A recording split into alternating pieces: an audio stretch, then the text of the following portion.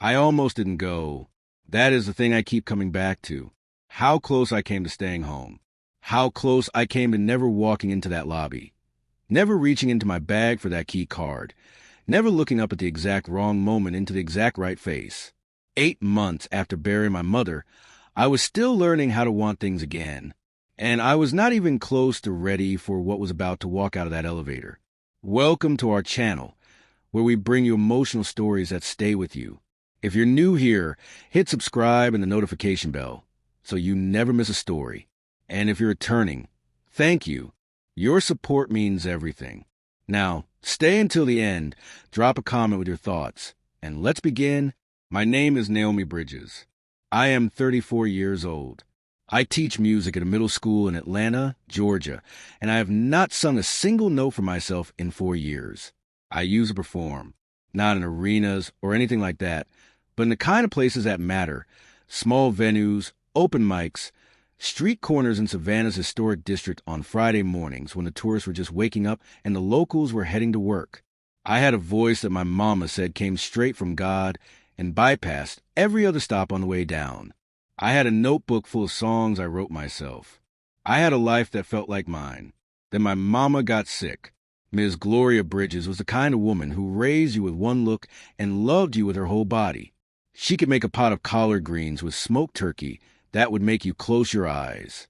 She ironed her church clothes on Saturday nights and never missed a Sunday service in 40 years. She did all of that alone, just the two of us in that house on Habersham Street, and she never once made me feel like anything was missing. When the doctors told us what they were dealing with, I packed up my apartment in Atlanta and moved back into my childhood bedroom without a second thought. That is not something I say to sound noble. It is just what you do when the person who gave you everything needs you to give something back. 4 years is a long time to put yourself away. My mama passed on a Tuesday morning in February in her own bed, with her favorite gospel record playing low in the background, Mahalia Jackson, Take My Hand, Precious Lord. I held her hand the whole time, and I did not cry until I was outside on the porch by myself, and then I cried until there was nothing left. 8 months later, I was still trying to figure out what I was supposed to do with all that quiet. I was living back in Atlanta by then, in a small apartment near my school, and I had a routine that kept me moving without requiring me to feel too much. Wake up, teach, go home, talk to my best friend Diane on the phone, sleep, do it again. On weekends, I graded papers and watched television and told myself I was resting when really I was just afraid of what would happen if I stopped being busy long enough to hear my own thoughts. Diane Coleman had been my best friend since we were 12 years old growing up on the same street in Savannah. She is the kind of friend who loves you loudly and calls you on everything and will not let you disappear into yourself no matter how hard you try. She called me every single day for 2 weeks about her cousin Bria's rehearsal dinner until I said yes. You need to be around people who love you, she said. Real people, in person, not through a phone screen.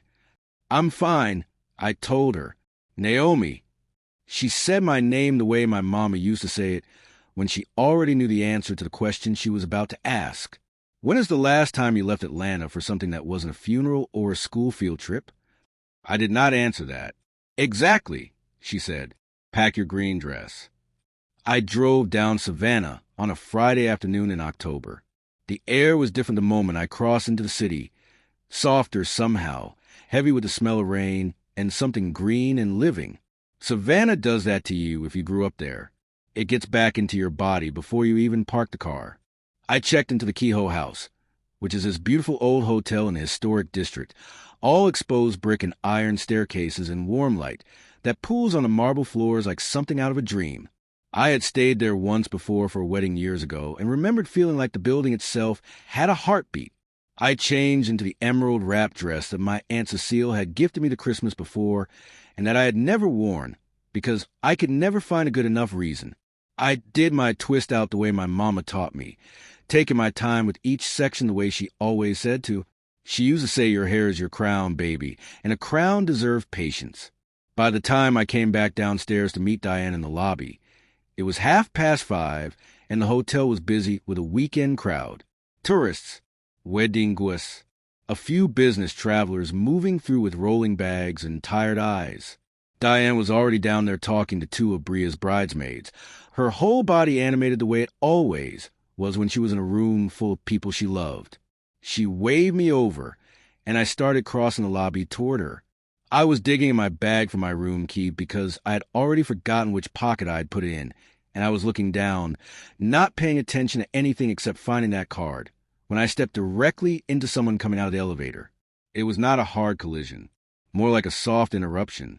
My shoulder met his chest, and I stumbled half a step, and my key card hit the marble floor with a sharp little click. "I'm so sorry," I said, already reaching down.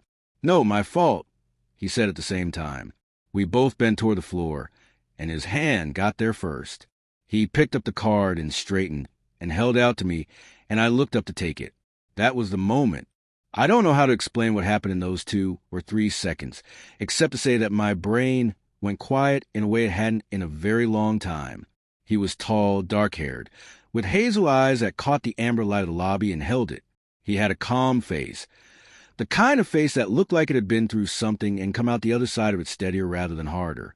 He was wearing a gray button-down with the sleeves pushed up, and he looked like a man who had arrived somewhere and was still deciding whether he was glad he came.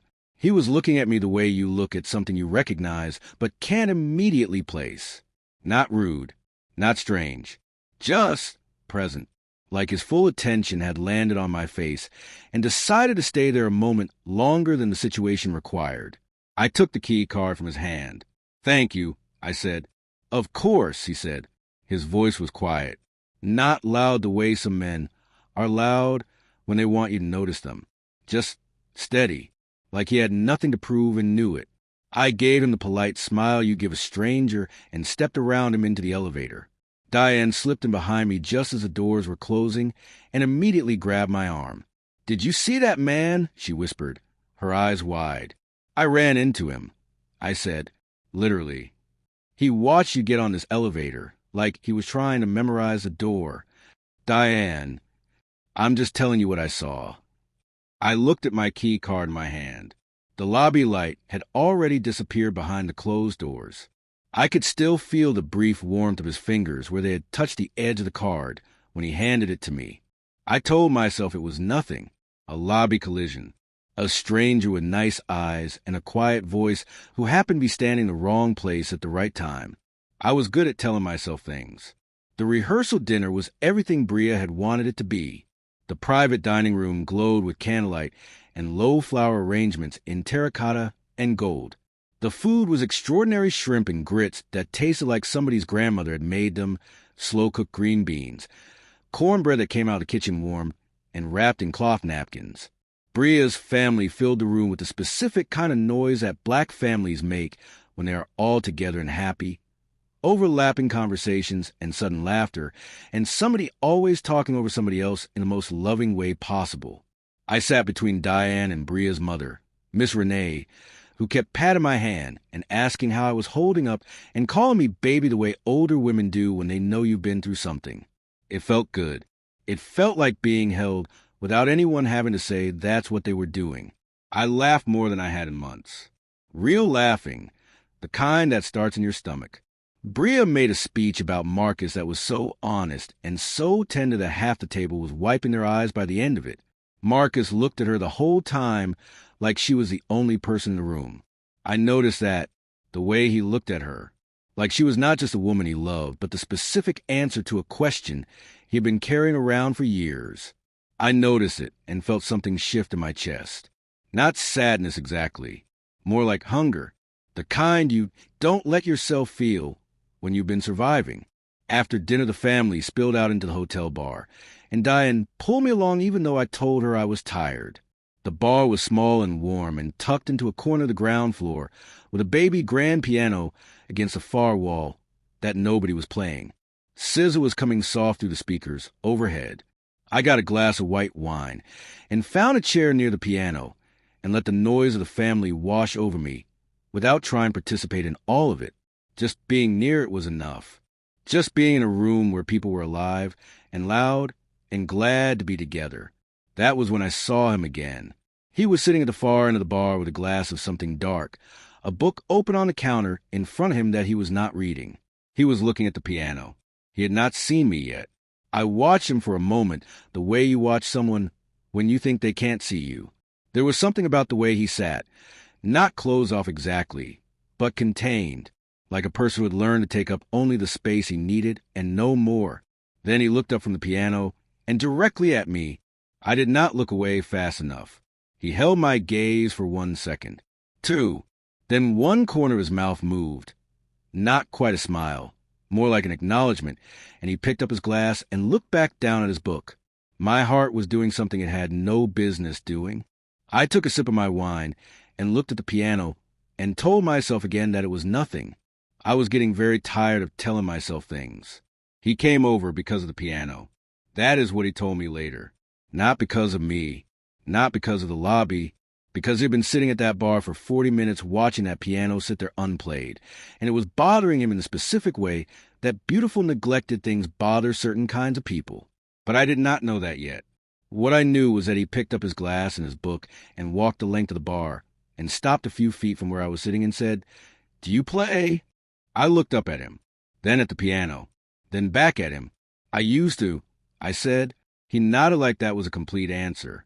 Like he understood something in those 3 words that most people would have needed a full explanation to get. He pulled out the chair beside the piano bench. Not beside me, just near, and sat down and set his book face down on his knee. "I'm Cole," he said. "Naomi," I said. He nodded again. He had this way of receiving information like he was actually doing something with it, not just waiting for his turn to talk. "You're here for the rehearsal dinner," he said. It was not really a question. He had probably seen me come out of the private dining room with 30 other people. "My best friend's cousin," I said. "You." "Work," he said. "Site visit. I leave Sunday." What kind of work brings you to a hotel bar on a Friday night, reading a book you're not reading? He looked down at the book in his hand like he had forgotten it was there. Then he looked back at me, and this time the corner of his mouth went all the way to a smile.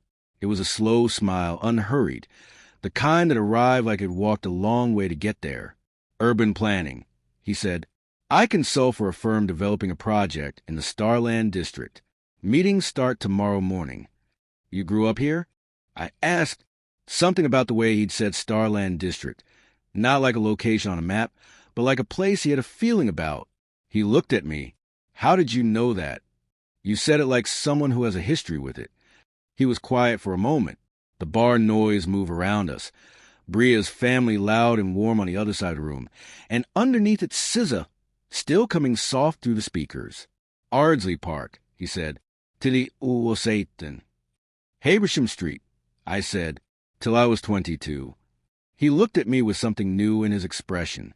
Not surprise exactly. More like a piece of something sliding into place. "Small city," he said. "Smallest," I said. Diane appeared at my shoulder out of nowhere the way Diane always does, holding a fresh glass of wine that she set in front of me without asking, looking between me and Cole with an expression on her face that I chose not to acknowledge. "I'm Diane," she said to him, with a particular warmth she reserves for situations she has already decided she approves of. "Cole," he said and shook her hand. "You need anything from the bar, Cole?" she asked. "I'm good. Thank you." "Great." She looked at me. Her eyes said everything her mouth was not saying. Then she disappeared back into the family noise and left us alone. I looked at my wine. He looked at the piano. "You said you used to play," he said. "I used to do a lot of things," I said. He did not push it. That was the thing about him that I noticed early. He did not push through the doors you left closed. He just stood near them, patient, like he had time and was not bothered by waiting. "What do you do now?" he asked. "I teach music. Middle school. Atlanta.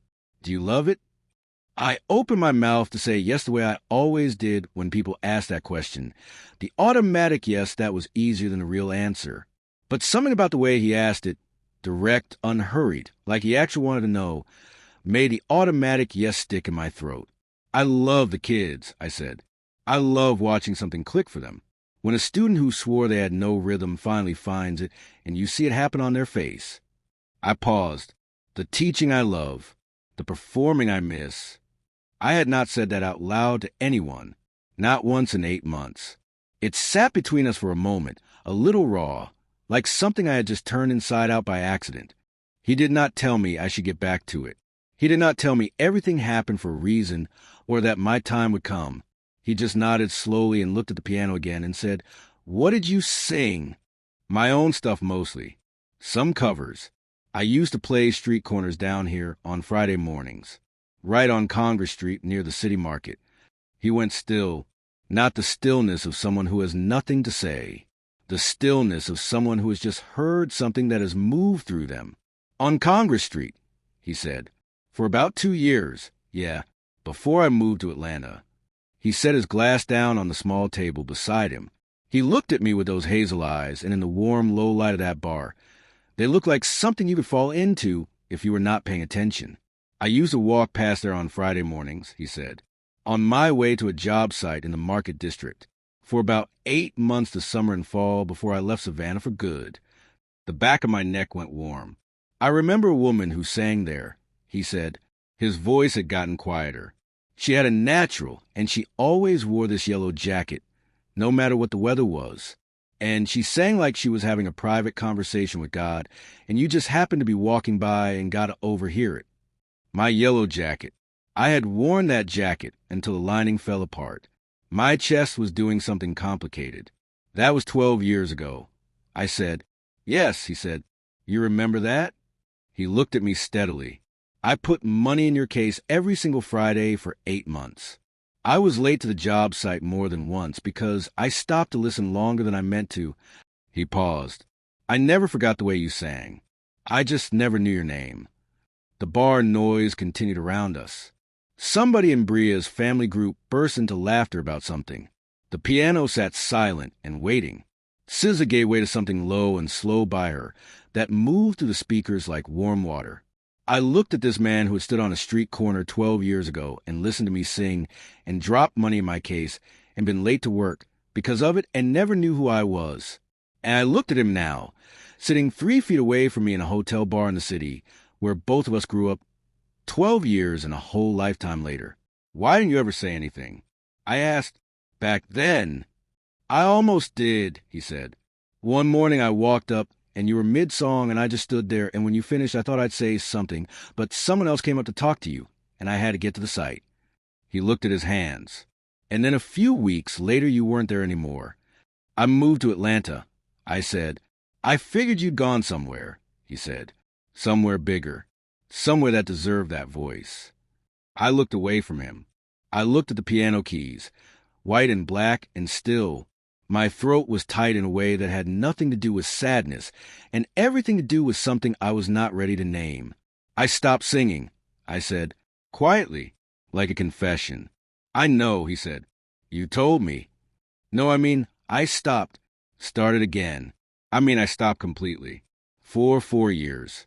My mama got sick, and I came home to take care of her, and I just put it down. And then she passed, and I kept waiting to pick it back up, and I still haven't." The words were out before I had decided to say them. The kind of honesty that happens when you're tired of holding something, and someone is sitting close enough that setting it down feels possible. He did not look at me with pity. That was the thing. He looked at me with something that felt more like recognition, like he knew something about putting things down and not knowing how to pick them back up. "I'm sorry about your mother," he said. "Thank you," I said. "How long has it been?" 8 months. He nodded. He let the silence be what it needed to be. He did not rush past it or fill it with words that would have made it smaller. He just sat with me inside it for a moment like it was a room we were both willing to stay in. Then he looked at the piano. "Would you want to?" he said. "Right now. Just play something. Not for anyone. Just to see how it feels." My hands went cold. "I haven't played in front of anyone in 4 years," I said. "This isn't in front of anyone," he said. "It's just me. And I already know what you sound like. I stood on a street corner for 8 months and listened. You don't have anything to prove to me." I looked at the piano, the keys, the bench. Diane caught my eye from across the room. She looked at the piano. She looked at me. She put her hand on her chest. I stood up. My legs carried me to the bench before my brain could talk me out of it. I sat down and put my hands in my lap for a moment and looked at the keys and breathed. Cole stayed in his chair. He did not move closer. He did not make a performance. He just waited. I put my hands on the keys. I played the first 4 bars of something I had written years ago, something I had not touched since before my mama got sick. My fingers felt like they had never left, like the music had just been sitting there inside my hands this whole time, waiting with more patience than I deserved. I started to sing, soft at first, barely above a whisper, just the melody, just the shape of it, then fuller than that.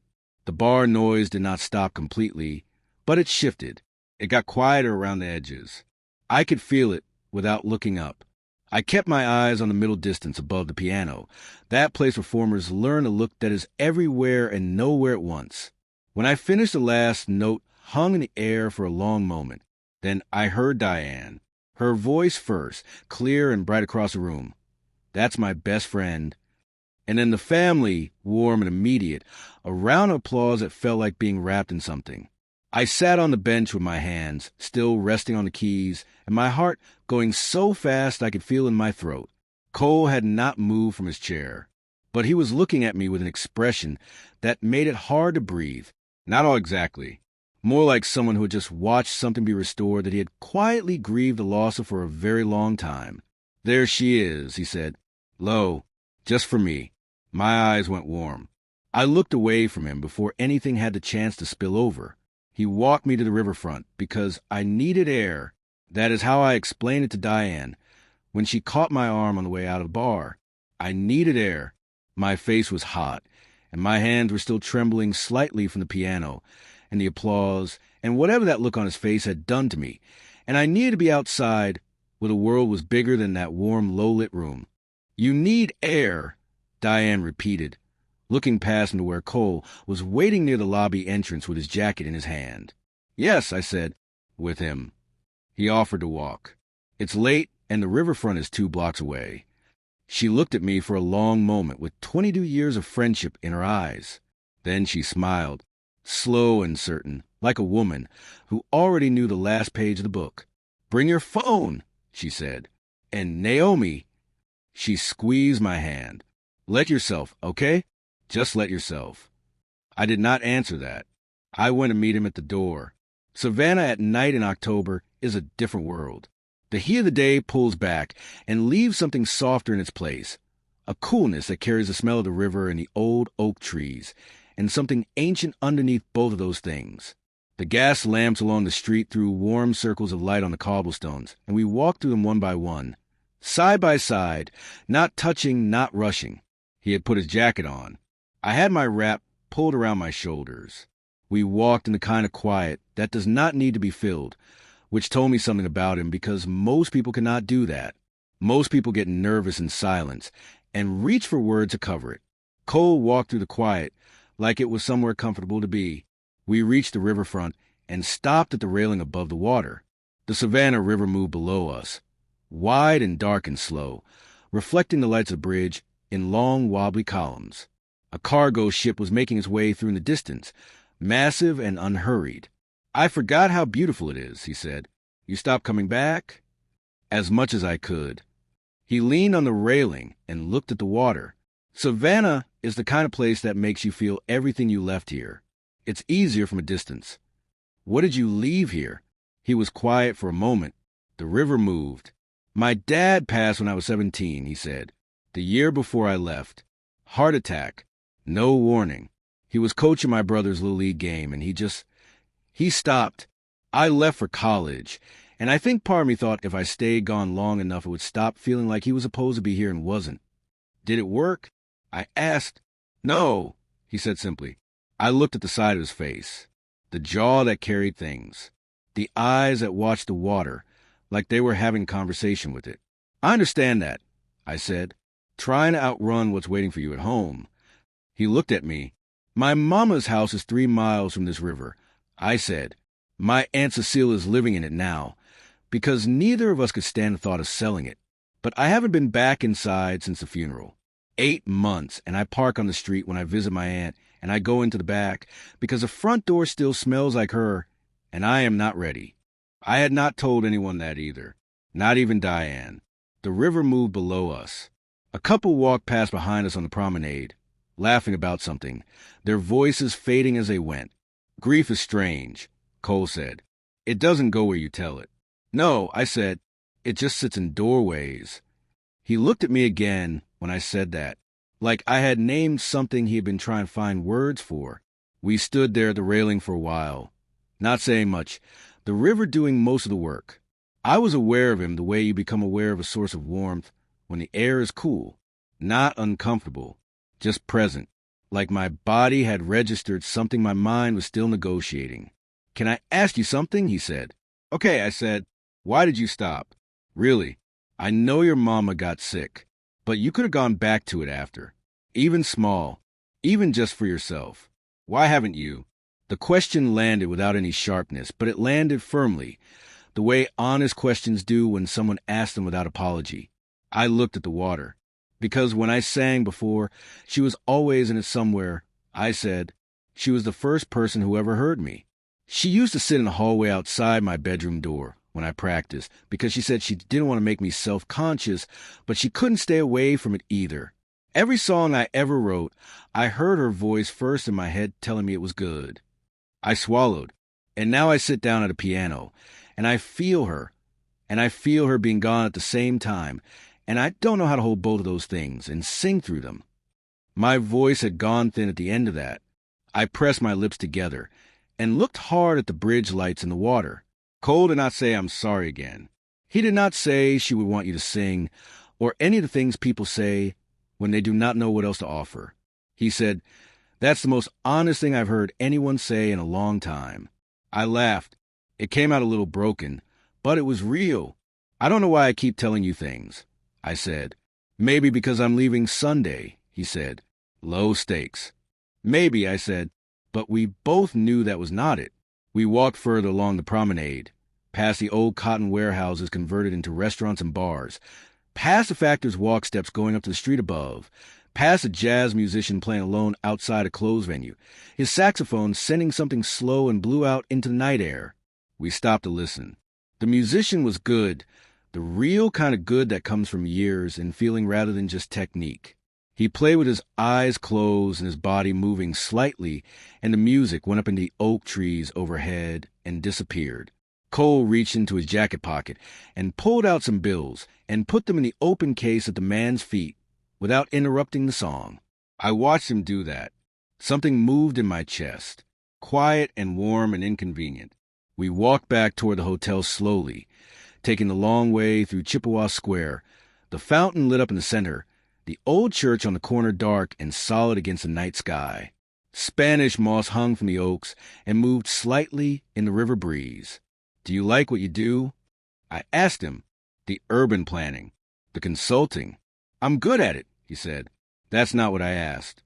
He smiled at that, looked at the path ahead of us. I like the idea of it. I like the part where you look at a space and think about what it could become and who it could serve. I like when a project actually does what it promised. He paused. I don't always like what gets decided in conference rooms between the idea and the outcome. Compromises, I said. Compromises, he agreed. You end up spending a lot of time building something that's about 60% of what it should have been. That sounds exhausting. It is, he said. I keep telling myself I'll do something about it. He glanced at me sideways. Sound familiar? I laughed, fully this time, warm and unguarded. He laughed too, low and easy, and for a moment walking through that square under those old oaks with the fountain behind us and the moss moving overhead. Everything felt light in a way I had almost forgotten things could feel. We reached the hotel entrance and stopped. The lobby light spilled out warm through the glass doors. Inside I could see the last of Bria's family making their way toward the elevators, the night wrapping itself up. I turned to face him. He was looking at me the way he had in the lobby when we first collided. That look, that was not a stranger's look. That look that had been doing things to my chest all evening that I had been steadily refusing to examine. Thank you for the walk, I said. Thank you for the song, he said. I looked at him. He looked at me. The night air moved between us, cool and soft. I have a full day tomorrow, I said. Wedding stuff. Bria needs me. I have meetings all morning, he said. Neither of us moved. This was nice, I said. Tonight. It was, he said. I'm glad I came to Savannah, I said. And I meant more than the rehearsal dinner when I said it. He knew that. I could see it in his face. He took one small step closer. Not crowding, not rushing, just closer. Close enough that I would have had to actually step back to create distance, and I did not step back. I've been trying to figure out the right thing to say since that elevator, he said quietly. And I said, and I keep landing on the same thing. What thing? He looked at me steadily. His voice dropped to something low and even, the kind of voice that asks for your full attention without demanding it.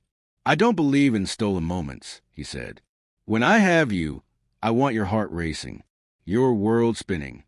He paused, just a breath, until all you can say is my name. The fountain in the square behind us kept running. The moss kept moving. The river kept going toward the sea. My heart was doing exactly what he said. I stood there in the warm spill of the hotel light with this man I had known for 4 hours, and somehow longer than that, and I felt something unlock in my chest that I had not even known was closed. That is a lot of confidence for someone who leaves Sunday, I said. My voice was steadier than I felt. I leave Sunday, he said. I didn't say I wasn't coming back. If you're feeling this story, hype it so others can find it. Comment where you're watching from. Now back to the story. I did not sleep well that night. Not because anything bad had happened. Because something good had, and I did not know what to do with good anymore. I had gotten so used to bracing for hard things that something tender arriving without warning felt almost more difficult to receive than another loss. I lay in the hotel bed with the ceiling fan turning slowly overhead and the sound of the city coming soft through the window. I thought about a man standing on Congress Street 12 years ago, late for work, staying anyway because he could not make himself leave. I thought about the way he said my name when I finished playing. There she is. Like he had been looking for me without knowing he was looking. I thought about what Diane said before I walked out the door. Let yourself. I stared at the ceiling for a long time. In the morning, I put on jeans and a cream blouse and went downstairs for coffee before the wedding day chaos started. It was early, barely 7. The hotel quiet and golden in the morning light. The bar from the night before was closed and dim. The piano sat silent again. I got my coffee from the small cafe off the lobby and took it to a chair near the window that looked out onto the square. Cole was already there, not in the chair. Outside, in the square, sitting on a bench with his own coffee and his phone in his hand, reading something, still in the quiet, unhurried way he did everything. He was wearing a navy pullover and his hair was slightly undone from sleep, and he looked unreasonably good for 7 in the morning, which I noted, and then told myself to stop noting. I watched him through the glass for a moment. He looked up, not at me, just at the square, at the fountain and the oaks and the moss. He looked at it the way someone looks at something they grew up taking for granted and are only now seeing clearly. Then he turned his head and saw me through the window. He raised his coffee cup. I raised mine. I went outside. The morning air was cool and clean, and the square smelled like damp earth and something blooming nearby that I could not name. I sat down on the bench beside him, leaving a reasonable amount of space, and we drank our coffee and watched the square wake up. A woman walked a dog. A jogger passed. 2 pigeons argued over something near the fountain. How were the meetings? I asked. They haven't started yet, he said. It's 7 in the morning. Right, I said. We sat in the morning quiet. It was easy the way it had been easy the night before. That particular ease that you cannot manufacture, that either exists between 2 people or does not. I thought about what you said. I told him. Last night. Which part? He said. The part at the end. He looked at me. Waited.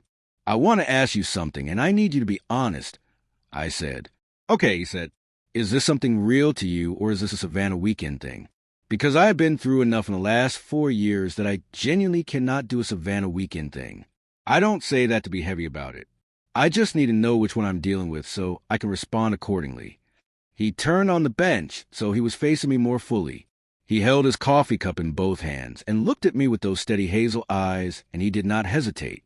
I put money in a street musician's case every Friday for 8 months because her voice made me feel less alone in the city I was getting ready to leave, he said. And when she was gone, I genuinely noticed, and I thought about it more than once over the years in the way you think about something that got away before you understood what it was. He paused, and then I walked out an elevator, and she was standing right there. He looked at me. Does that sound like a weekend thing to you? My coffee cup was warm in my hands. The fountain ran. A bird started somewhere in the oaks above us. We live in different cities, I said. My voice was doing its last responsible work. Atlanta and Chicago are 2 hours apart, he said. I travel for work constantly. Atlanta is on my regular rotation already. He tilted his head slightly.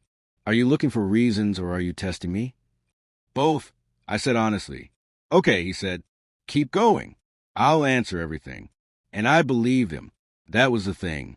I looked at this man on a bench in Chippewa Square in the early morning light of Savannah, October, and I believe him in the uncomplicated way you believe something that has not tried to convince you of anything, that has simply been consistent and present and honest and let you catch up in your own time.